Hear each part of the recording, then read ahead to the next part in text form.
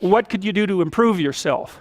Well, let's step one step backwards. The first question might be, why should you even bother improving yourself?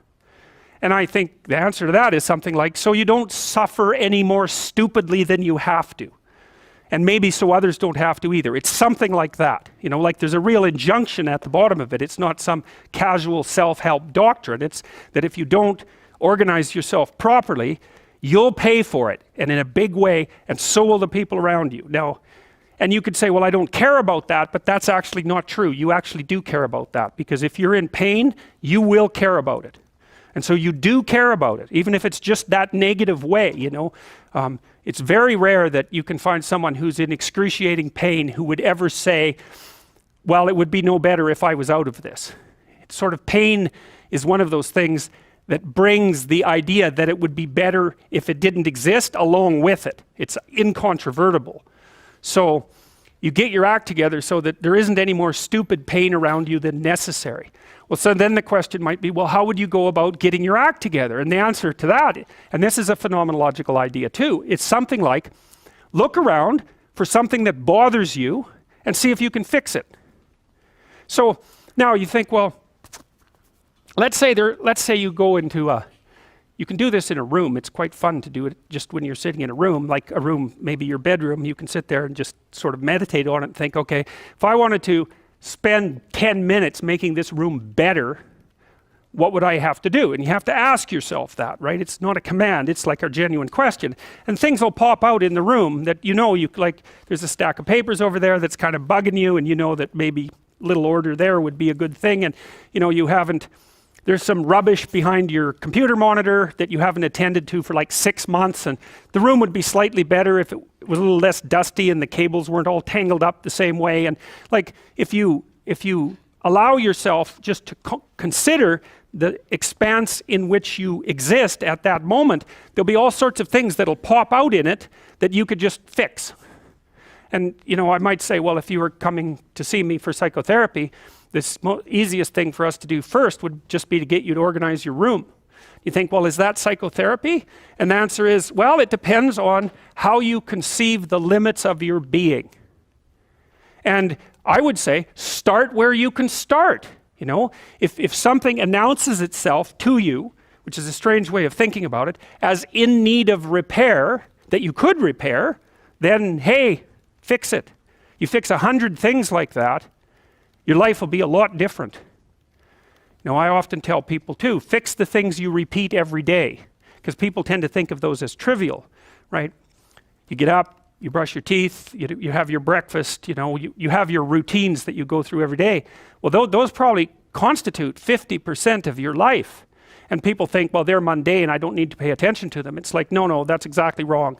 The things you do every day, those are the most important things you do.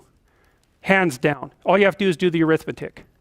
You figure it out right away. So 100 adjustments to your broader domain of being, and there's a lot less rubbish around, and a lot fewer traps for you to step into. And so that's in keeping with Jung's idea about erasing once you've got your mind and your emotions together, and once you're acting that out, then you can extend what you're willing to consider yourself and start fixing up the things that are part of your broader extent. Now, sometimes you don't know how to do that. So you might say, imagine you're walking down Bloor Street and there's this guy who's like alcoholic and schizophrenic and has been on the streets for 10 years. He sort of stumbles towards you and, you know, incoherently mutters something. That's a problem. And it would be good if you could fix it, but you haven't got a clue about how to fix that. You just walk around that and go find something that you could fix, because if you muck about in that, not only is it unlikely that you'll help that person, it's very likely that you'll get hurt yourself. So, you know, just because while you're experiencing things announce themselves as in need of repair doesn't mean that it's you right then and there that should repair them. You have to have some humility. You know, you don't walk up to a helicopter that isn't working and just start tinkering away with it. You have to stay within your domain of competence. But most of the time, if people look at their lives, you know, it's a very interesting thing to do. I like the idea of the room, because you can do that at the drop of a hat. You know, you go back to where you live and sit down and think, okay, I'm going to make this place better for half an hour. What should I do? You have to ask.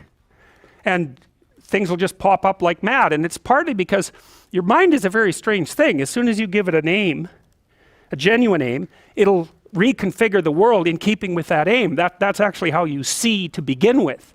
And so if you set it a task, especially, you have to be genuine about it, which is why you have to bring your thoughts and emotions together, and then you have to get them in your body so you're acting consistently. You have to be genuine about the aim, but once you aim, the world will reconfigure itself around that aim, which is very strange.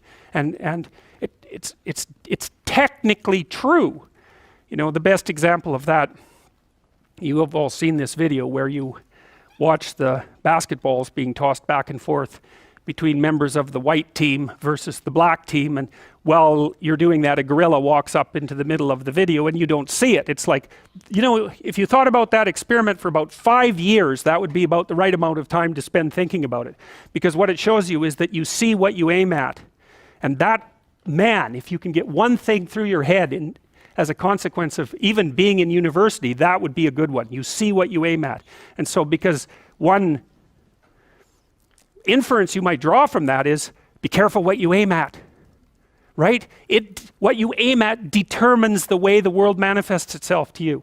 And so if the world is manifesting itself in a very negative way, one thing to ask is, are you aiming at the right thing? Now, you know, I'm not trying to reduce everybody's problems to an improper aim. People get cut off at the knees for all sorts of reasons. You know, they get sick, they have accidents. There's a random element to being, that's for sure. And so you don't want to take anything, even that particular phrase, too far. You want to bind it with the fact that random things do happen to people, but it's still a great thing to ask.